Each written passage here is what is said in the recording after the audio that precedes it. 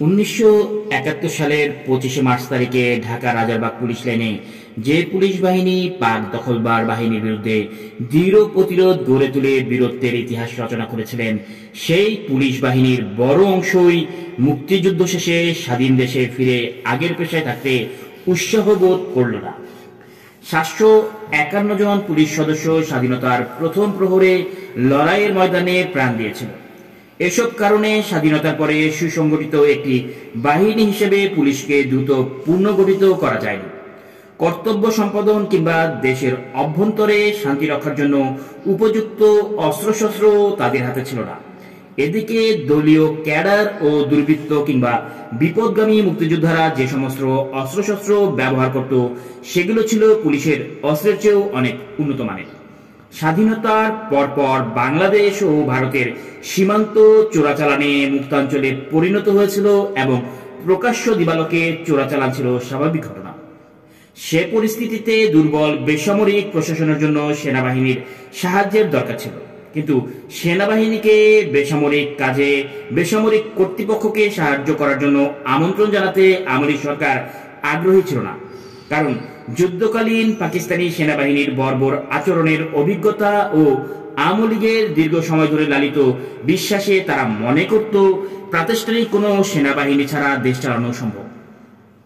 পাকিস্তান আমলে বিপুল সম্পদ সামরিক বাহিনীর জন্য বরাদ্দ হতে দেখে আওয়ামী লীগ মনে করেছিল যে একটি বড় সামরিক বাহিনী লালন করা বাংলাদেশের মতো ক্ষুদ্র দেশ ও দরিদ্র একটি দেশের পক্ষে সম্ভব নয়। এছাড়া তৃতীয় বিশ্বের বিভিন্ন দেশে সামরিক অভ্যুত্থানে নিয়মিত ঘটনা দেখে আওয়ামী লীগ নেতারা সামরিক বাহিনীর মতো একটি সুসংগঠিত প্রতিষ্ঠানকে ক্ষমতাসীনদের জন্য একটি হুমকি হিসেবেই মনে করতেন। এদিকে ভারতের দৃষ্টিভঙ্গিও ছিল বাংলাদেশে বড় আধুনিক সামরিক বাহিনী প্রতিষ্ঠার বিরুদ্ধে। ইতিমধ্যেই ভারতের পক্ষ থেকে বাংলাদেশকে নিশ্চয়তা দেওয়া হয়েছিল যে বাংলাদেশের উপর যে কোনো আগ্রাসনের সময় ভারত সক্রিয় সাহায্য পাওয়া যাবে। ভারতের পক্ষ থেকে যুক্তি প্রদর্শন করে প্রায় বলা হতো যে বাংলাদেশের গোটা সম্পদ জাতীয় পুনর্গঠনের জন্যই ব্যয় হওয়া উচিত। নতুন সরকারের সামরিক বাহিনী সম্পর্কে এমন বিবেচনা ও ভারতীয় ইচ্ছার সমীকরণে রাজনৈতিক নিয়ন্ত্রণাধীন একটি আধা সামরিক বাহিনী গড়ে তোলার সিদ্ধান্ত হয়। মুক্তিযুদ্ধ চলাকালীন ভারতের পক্ষ থেকে বাংলাদেশকে বোঝানো হয়েছিল যে স্বাধীনতার পরপর শান্তি রক্ষার কাজটা খুব চ্যালেঞ্জিং হতে পারে।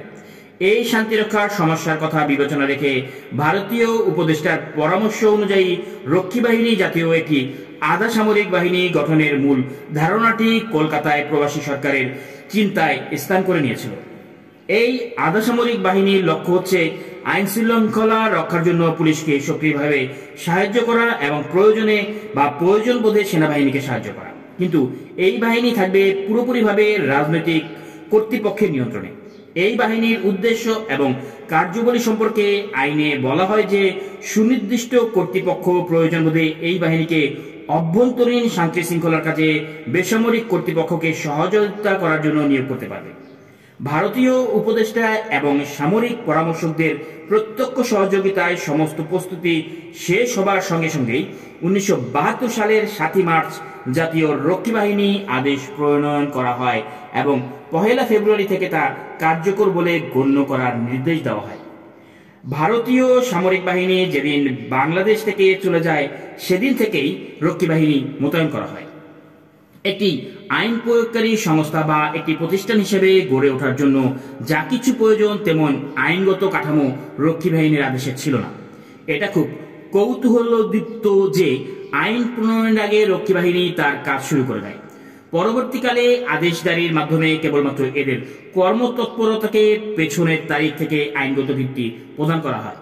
রক্ষী বাহিনী প্রধানত যে সমস্ত দায়িত্ব পালন করেছে তা হল বেআইনি অস্ত্র উদ্ধার, সীমান্তে চোরাচালান রোধ, পণ্যের অবৈধ গুদামজাতকরণ ও কালোবাজারি বন্ধ এবং চূড়ান্তভাবে সরকারের রাজনৈতিক প্রতিপক্ষ নিশ্চিত করা।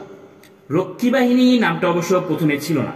এই বাহিনীর জন্য প্রথমে নাম ভাবা হয়েছিল national security force, national guard, arm police ইত্যাদি।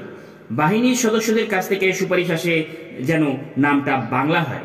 শেষ পর্যন্ত সরকারও বাংলা নামকরণের সিদ্ধান্ত নেয়। অনেক আলোচনার পর নতুন বাহিনীর নাম ঠিক করা হয় জাতীয় রক্ষী বাহিনী, জিআরবি।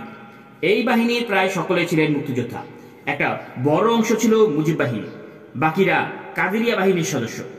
রক্ষী বাহিনী গড়ে উঠেছিল একই সঙ্গে সরকার প্রধানের এমন এক নিজস্ব প্রহরী দল হিসেবে, যাদের কার্যক্রম ছিল ঝড়ো পুলিশের মতো এবং তৈরি হচ্ছিল বিকল্প সেনাবাহিনীর আদলে।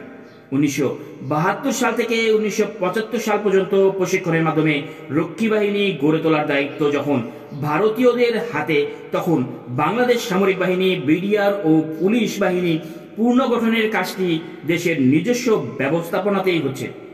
এই বৈপরীত্য ছিল বিস্ময়কর ও প্রশ্নবোধক। আরও বিস্ময়কর ছিল পরিকল্পিতভাবে রক্ষী বাহিনীকে রাখা হয়েছিল প্রধানমন্ত্রীর অধীনে, স্বরাষ্ট্র মন্ত্রণালয় বা প্রতিরক্ষা মন্ত্রণালয়ের অধীনে নয়। এই বাহিনীর পোশাক রাখা হয় ভারতীয় সেনাবাহিনীর মতো। আবার রক্ষী বাহিনীর মহাপরিচালক কর্নেল নুরুজ্জামান বাকশালের কেন্দ্রীয় কমিটির 112 নম্বর সদস্য ছিলেন।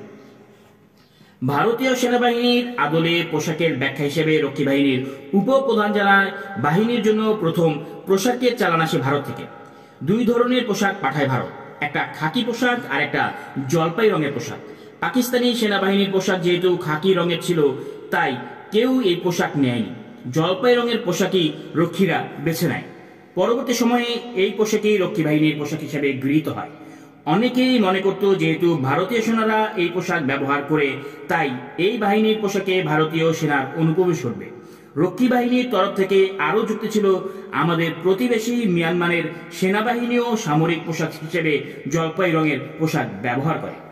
আবার কোনো কোনো মহল বলতো রক্ষী বাহিনীর সদস্যদের বেশিরভাগই ভারতীয়, কারণ রক্ষী বাহিনীর সদস্যদের মতো কালো মানুষ বাংলাদেশে নেই।